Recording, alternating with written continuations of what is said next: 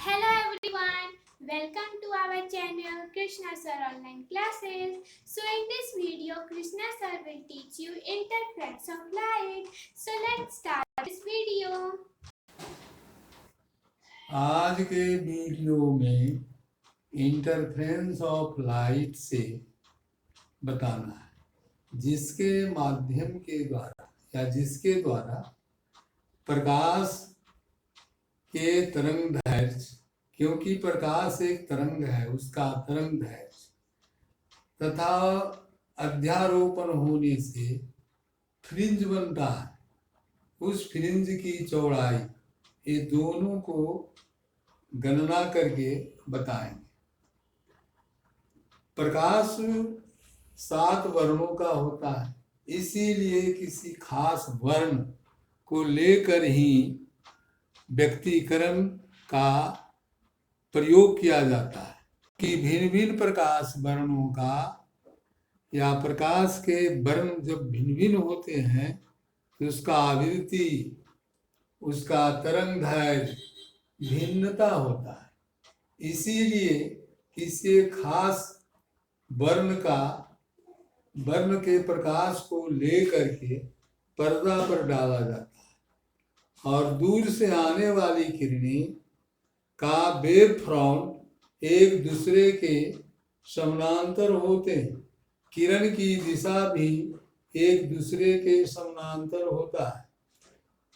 M N dash या M dash N dash पर्दा है, जिसमें बहुत पतला S1 और S2 दो छिद्र हैं।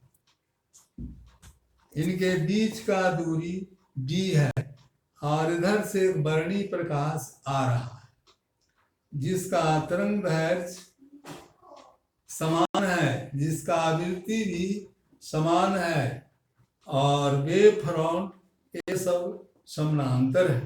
इससे चलने वाली किरणें भी एक दूसरे के समानांतर होता है।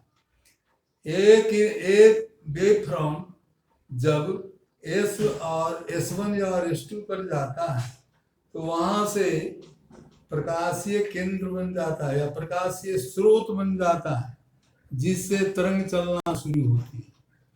तरंग S1 से P पर और S2 से P पर जाने में यहाँ एक दूसरी पर्दा MN है, वहाँ अध्यारोपण होता है, जिससे P पर या तो प्रकाशीय फ्रिंज या अंधकार फ्रिंज या डार्क या ब्राइट फ्रिंज का निर्माण होता है। एम डैश एन डैश और एम एन पर्दा के बीच की दूरी बड़ा D है। S1 और S2 के बीच की दूरी D है। एम एन का मध्य बिंदु या केंद्र बिंदु वो है। O से P की दूरी x है। A से P की दूरी x घटाव dy2 है, क्योंकि S1 S2 के बीच की दूरी D है और उसका हाफ dy2 है। P से B की दूरी x प्लस dy2 है। अब यहाँ से किरण S1 से जो जाती है यहाँ अध्यारोपित होती है और S2 से भी जाती है तो P पर अध्यारोपित होती है। परिणाम स्वरूप यहाँ अध्यारोपण होने से फ्रिंज का निर्माण होता है। अब दोनों के पथ में क्या अंतर है? ये पथांतर S2P घटाव S1P है। प्रकाश का तरंग है लैम्ब्डा है, फ्रिंज की चौड़ाई बीटा है।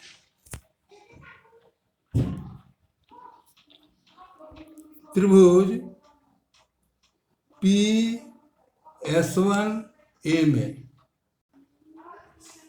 S P बराबर एस पी बराबर S1P बराबर PO स्क्वायर S1P का स्क्वायर बराबर PO स्क्वायर जोड़ S1A स्क्वायर। अतः S1P स्क्वायर बराबर डी स्क्वायर जोड़ S माइनस dy2 का होल स्क्वायर। फिर त्रिभुज PS2B में S2P का स्क्वायर बराबर T स्क्वायर जोड़ x प्लस dy2 का होल स्क्वायर। अब पथांतर में मान रखने पर S2P स्क्वायर घटा S1P square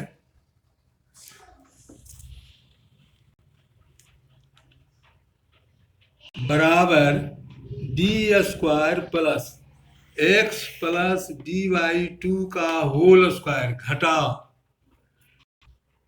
D square plus x minus dy2 का होल स्क्वायर।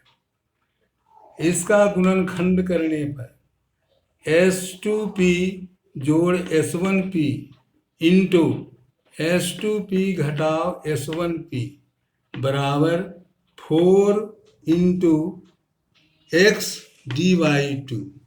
किंतु d के तुलना में S2P और S1P नहीं के बराबर अधिक है। अतः S2P जोड़ S1P बराबर d जोड़ d इंटू S2P घटाओ S1P बंद कर देंगे बराबर हो गया 2xd। अर्थात S2P घटाओ S1P बराबर x इंटू डी बाई बड़ा डी। डार्क फ्रिंज के लिए या अंधकार फ्रिंज के लिए S2P घटाओ S1P बराबर 2m प्लस 1 इंटू λ/2 और ब्राइट फ्रिंज के लिए S2P घटाओ S1P बराबर 2m λ/2। क्योंकि जब S1P और S2P के बीच के पथांतर में अंतर लैम्ब्डा के बराबर होता है तो ब्राइट फ्रिंज का निर्माण होता है। किंतु आधा लैम्ब्डा की अंतर होता है या λ/2 का अंतर होता है तो अंधकार या डार्क फ्रिंज का निर्माण होता है।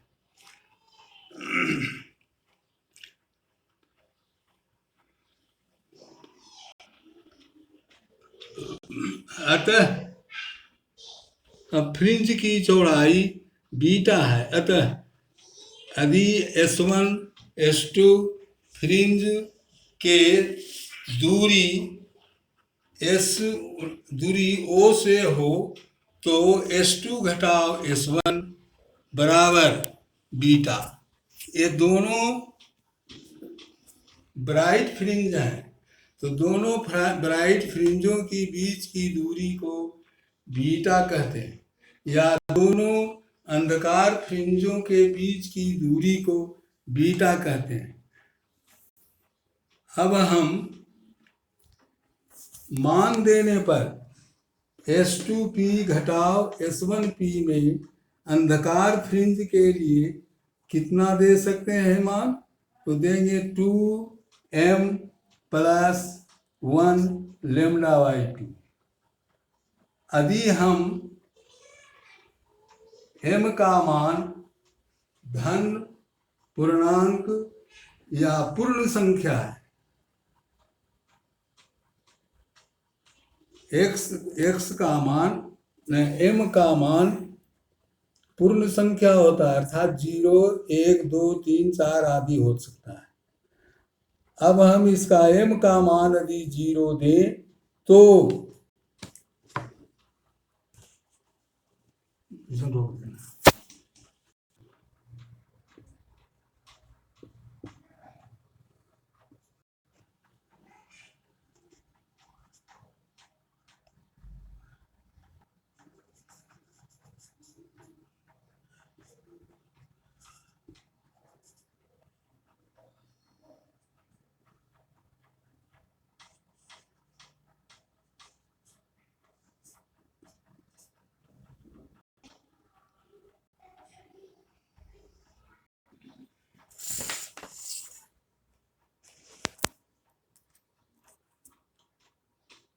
अंधकार फ्रिंज के लिए m बराबर 0 हो तो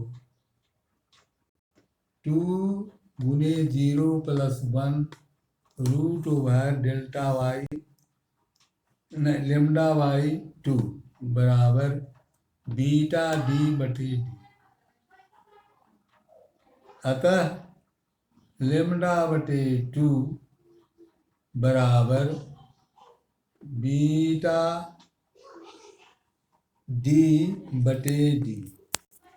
ब्राइट फ्रिंज के लिए m बराबर 1 हो तो 2 गुने 1 लेमडा बराबर